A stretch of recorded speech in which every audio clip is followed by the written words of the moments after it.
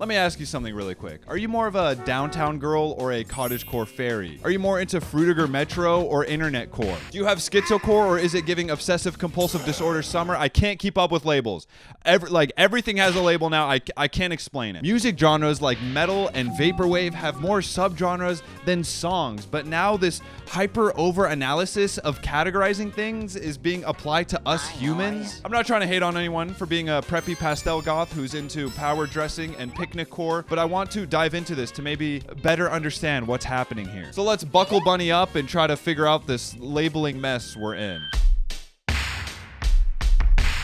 Okay, before we get into the background, I'm going to give you a generalization warning. That means I'm going to skip stuff, I'm going to forget stuff, I'm going to generalize things. I don't want to spend 30 minutes on this one section, so please keep that in mind. So where did this all begin? Can you believe it was started by the two stinkiest groups of people you could think of? Excluding Smash players, I guess. Hippies and punks, something we still see on TikTok today, were kind of the whole catalyst for this whole thing in a modern sense. Within their categories, they all lived somewhat similar lives, they had similar values, and they dressed a specific way to prove to you, yes, I absolutely hate capitalist companies like Old Spice, Head and Shoulders, Crest, anything hygiene related. As we reach the 80s and 90s, these things didn't completely disappear. We also had greasers. That was before both hippies and punks. I don't really know what they did. They just kind of looked tough and all dressed the same. So we're gonna skip past that. In fact, their roster was updated to keep up with these changing times. I'm talking about goths and not in like the modern TikTok sense.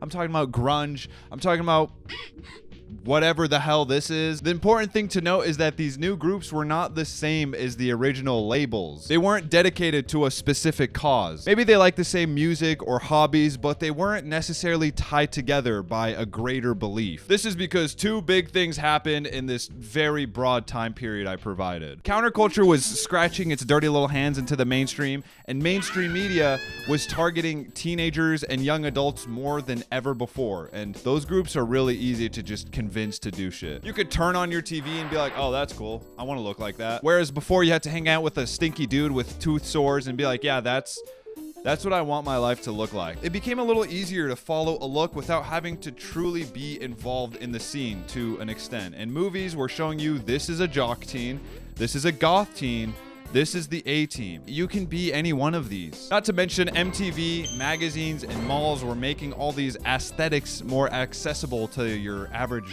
fart sniffer. Again, I said this is very general. I'm not giving dark academia professor Black Butler vibes. I don't know if he's a teacher or something. If you actually want to learn about something, forget about what the intellectually deficient man was blabbering about. It was giving unintelligent core. Allow me to share with you a resource to elevate your intelligence because that's so studious coded. Pop off, Smart King. Brilliant is a learning platform that has thousands of interactive lessons in everything from tech and advanced science to programming and data analysis. I'm not even doing a bit. These lessons are actually really fun to go through. Get into your brain growing summer by learning a little bit every day. Instead of trying to find yet another new aesthetic on Pinterest, spend a few minutes a day learning about Mars. It'll totally fit your space core aesthetic. If you want to be Bill Nye coded, you could try out some of the Kurzgesagt courses that dive into some of the most intriguing topics featured in your favorite Kurzgesagt videos. Why did I put their title in there twice? I could barely pronounce it once. You'll get a better understanding of our world through their lessons in space, disaster, and life. There really is something for everyone. To try everything Brilliant has to offer for free for a full 30 days, you can go to brilliant.org/chon or click the link in the description or scan the fancy QR code that's on screen right now. Might I add that this code also grants the 20% off an annual premium subscription for when you're ready for your dark academia glow up. I would like to extend my gratitude to the folks over at Brilliant for sponsoring this video. Now back to the inane dribble that was spewing out of my mouth. And then 9/11 happened.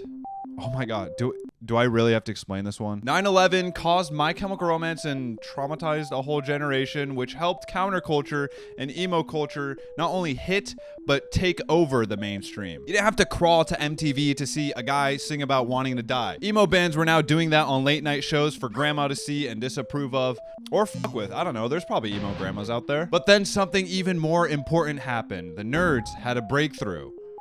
They didn't invent the internet. They didn't really have a breakthrough. It just became popular. The internet became popular at this point. The internet has completely changed how we think and how we interact with the world. You can now look like anything you wanted without anyone knowing that you're just Jessica from algebra and you're not even a real punk. You only listen to 5 Seconds of Summer. It's giving 2014 girly more than anything. Yes, that's a real wiki article. Sites like Tumblr were supposed to be a place for you to show off how cool and emo you were, but they quickly became a place to just curate that look because you were just a basic bitch trying to feel unique. But the internet was able to take things a step further with the introduction of hashtags like, hashtag cut for Bieber. That's not an aesthetic. That was just a really weird time in history. Are we really surprised that he went kind of insane? Like he did one thing that affected no one but himself and people started cutting themselves? How are you supposed to be normal after that? Let's not forget about Pinterest, whose entire thing was curating and categorizing aesthetics, but that's boring. Let's skip this part. I'm skipping this part. Okay, where are we today? We got Instagram, TikTok, and I guess we'll throw Pinterest in there because we kind of skipped over it. These are the home of curating your look, and it's important to note this is all done visually now. I'm feeling a little tired today, so instead of having caffeine before recording, I decided I'm gonna have a little nibble of really spicy chili oil in the middle of recording this, and it's just completely ruining my throat. I don't know if I feel any more energetic than before. This was such a stupid idea. Oh my God, why am I doing this? You can show off what books you're reading or what you're doing, what you're up to, the whole visual side of you, but it's not like Tumblr where you could actually dig deeper into who you are as a person through text posts and discussions. You just look cute in front of a camera and advertise a very specific version of you. So let's recap this before we move on to make sure it all makes sense. Aesthetics went from being a lifestyle you genuinely lived and then started being something you saw and copied from movies and magazines, and now it's just something you find online that you apply to your life. Generally speaking, my mouth is burning. Let's find out why we do this. So why are we seemingly more obsessed with labels than ever before? First of all, the internet has made this already existing human habit to label things easier. Anytime there's a slight deviation from something we know, our psychology tells us we need to properly categorize it. Now multiply that by millions of people who live on the internet and have nothing else to do. I'm not even trying to be condescending. If I had the capacity, I would be right alongside you guys curating a goblincore Tumblr page. Staying in the realm of the internet, we have been rewired by SEO. Our brains already love categorizing things, and that's the way searching on the internet works. We've learned to think in keywords because that's how we find answers to the questions we have and products for our desires. So take this habit of labeling everything and now an unlimited library of labels, and you get to where we are today. If you like Zendaya's aesthetic in Challengers, you could go home after the movie and search up tennis core and dress just like your queen. I don't know why I chose the most basic, easily accessible look, but we're going with it. I have something really important I need to get to tomorrow, so I hope eating a pound of chili flakes isn't gonna affect that. While you're doing that, you'll also find other people who share this weird love for hairy neon balls. That was the worst way to describe tennis. Which brings us to point 2.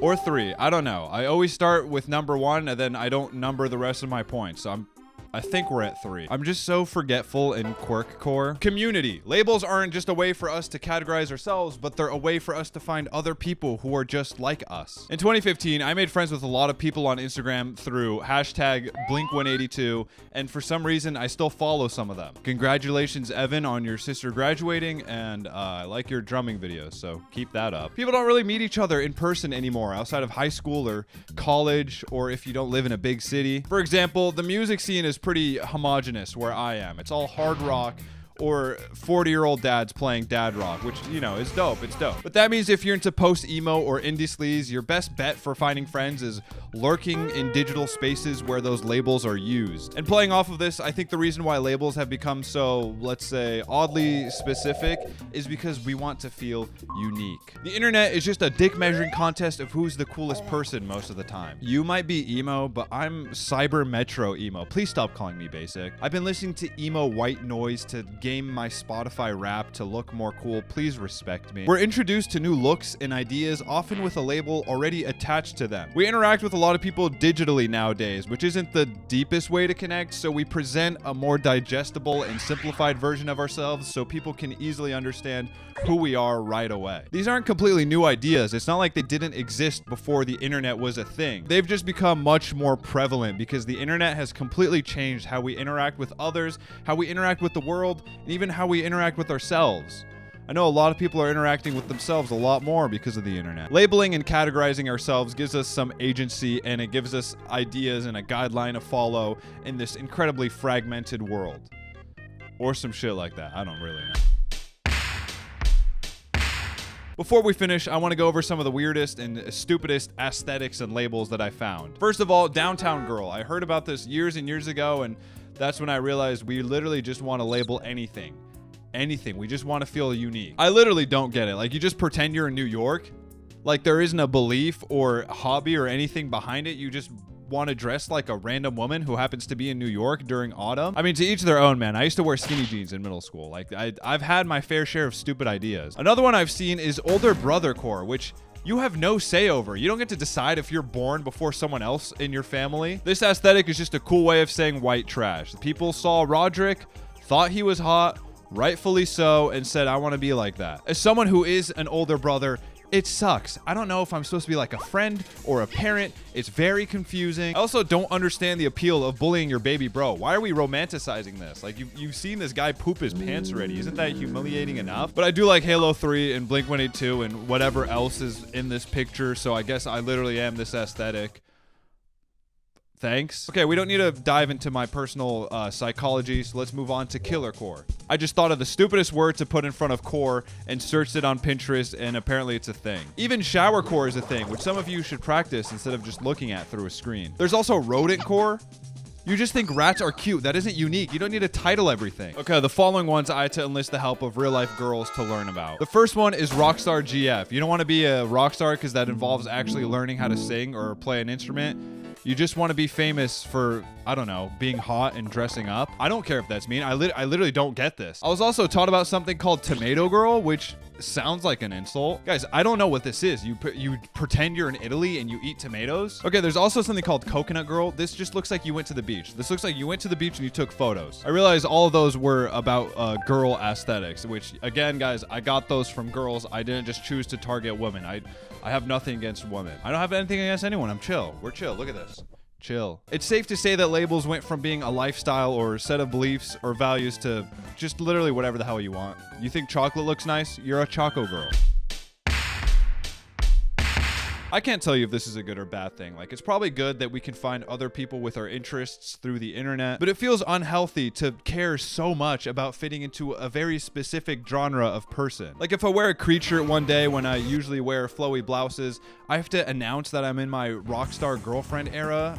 Why can't I just wear a shirt? And I know people are going to be like, just don't use social media. And I don't really use social media. This is just something I've noticed more and more over the course of like 5 years. People treat their personal social media like a brand. It's kind of off-putting. You're not announcing a product or tool. Why are you acknowledging that you're in your running era? What does that mean? It all feels like marketing, but for personal people. And also, I want to talk about that a little bit. Call me paranoid core, but you don't think someone at Atlantic Records was paying someone somewhere to make sure Brat Summer happened? Genuinely, I do not know. For that example, I have no idea. I'm not saying Brat Summer was all fake, but I know people in the marketing industry, and that's not like super out of the question. Some of these aesthetics and, you know, trends that happen are genuinely grassroots efforts that just blew up through people, but I don't doubt a lot of them are just subliminal advertising. Ugh, like what you like. Don't try to label everything you do as like a mouthy summer vibe or it's giving nicotine addiction. Just stop overanalyzing every article of clothing, genre of music, or person you see.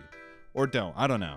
It's your life. It's just once you notice how much people do this, it kind of drives you a little nuts. Chondle that subscribe button because it's going to be a Chon digital summer, baby. Follow my Instagram where I desperately try to curate a very cool and unique version of myself, but I'm not very good at it. Check out the store that has so much Chon core on it, and it's giving gratitude because you watched this video all the way through. I don't know if that made sense.